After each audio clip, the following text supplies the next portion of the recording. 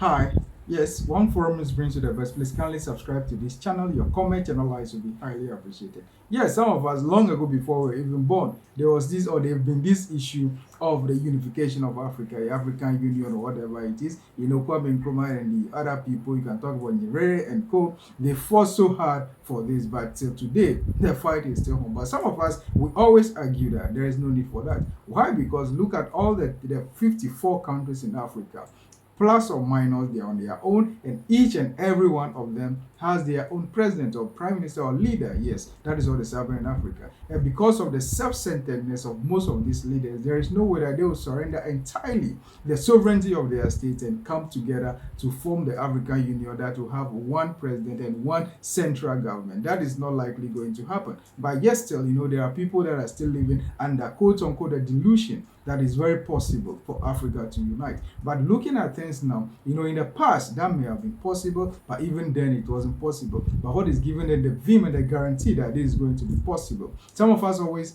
have this skeptical view towards this, not because of only the skepticism, but also we believe that there is no need for the unification of Africa. How things are going about now, there is a need for them to just advance their effort. Because take a look at Rwanda or other countries that are doing so well when it comes to Africa. They are not under any union, or they don't belong to anything like African Union or whatever it is. If I talk about African Union, I'm talking about having a central government. In theory, or even to some extent practically, they have the AU that they all belongs to. Regional, that is an organization that they all belong. That is beautiful. But even that, the AU is not able to function so well because it's not even having anything like the central government or anything like a central or a police service or military service. They may once in a while contribute their effort, bring their soldiers and their police and security services together to work in the interest of Africa. But surrendering their sovereignty under one umbrella and having one united front when it comes to Africa, that is what over the years some of us are so skeptical about it, and we still insist that it's not going to work and it's not going to be very beneficial to most people. Those that are arguing for, they always say that yes, if they are able to come together, trade among themselves, have a single currency, have a single central government, have a single president, and have a single force when it comes to fighting or dealing with all the international bodies, is going to work. Well, they are entitled to their views, but what we argue is practical, and practical based on the fact that take a look at all the countries in Africa. We have all manner of tribes here and there. You can argue that this was done by the European Union or whatever it is, but we all know that at the end, it's not so good for them when it comes to certain things, and they also keep to some extent their different currencies here.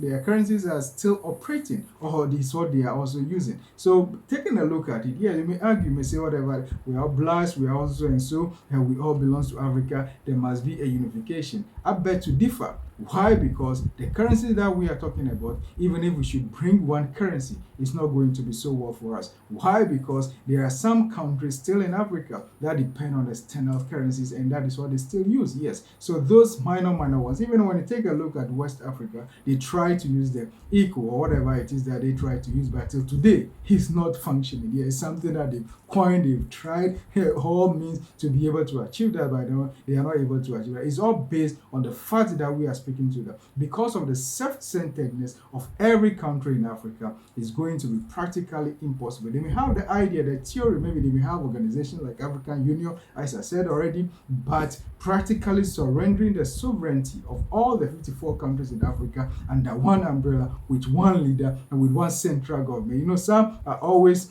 projecting, or some are always proposing that even when that is achieved or accomplished, the DR Congo, who is qualified to be where the central government is going to be. By taking a look at things, the DR Congo is now theater of why all manner of things are happening here and there. Yes, that is the issue, because now that they are trying hard to bring peace to DR Congo and other parts of Africa, as one thing or the other is happening and they want to come together, it's not going to be very possible. Because just take a look at how other leaders in Africa, some African countries, are undermining the credibility and even reporting their fellow African leaders. Yes, as a result of that, once all those things are there, the individual differences and the hatred and the dislike for one another As long as those things remain there, those that are arguing for that there is a need for Africa to unite, have a central government and whatever, one central government or one president or one leader, is not going to work. Because taking a look at the miniature of that very one that we call the African unity, even the president, whoever it is that represent the African Union,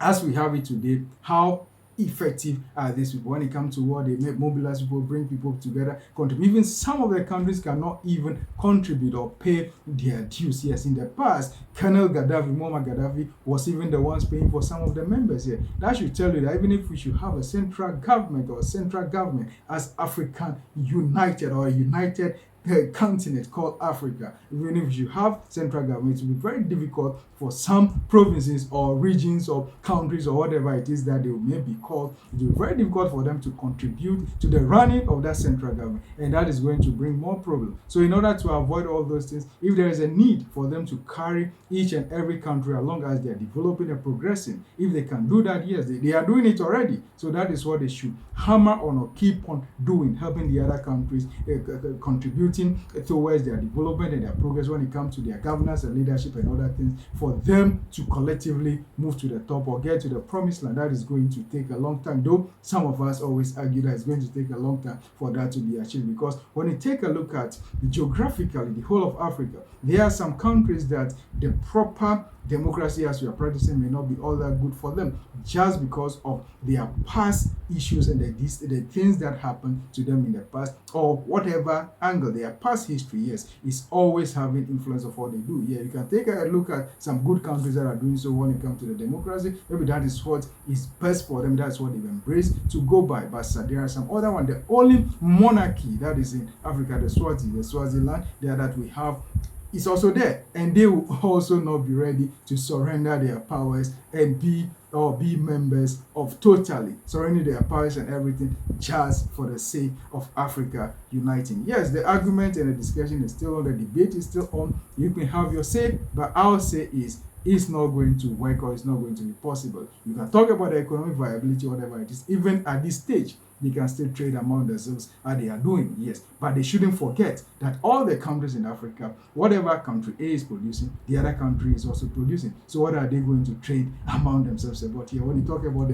the natural resources, yes. When you talk about mineral resources, yes, they are all there. If you talk about cocoa, and all the other things, we talk about gold, we all have it. When you talk about a diamond, almost all of us have it. So the question is how possible for that to make the argument that because we can easily trade among ourselves, we all have whatever it is. Maybe some may have it in a higher or larger proportion than the others, but the fact still remains the same, that they should find a way to be able to represent ourselves when it comes to dealing with other external continents, but not trying to come together as a government of something that all of us will fall under that umbrella, have one central government that we are using and operating under that umbrella as Africa as a state. That is not going to happen, and that is not going to happen anytime soon. You can keep on the debate or the argument, but it's not going to be materialized. That is what we argue. Please, for more about discussions and analysis like this, kindly subscribe to this channel. One Forum is for the best when it comes to politics of Africa, and historical antecedents for the best when it comes to security and crime. We'll be right here to bring you the best. Your comments and your likes, as always, will be highly appreciated.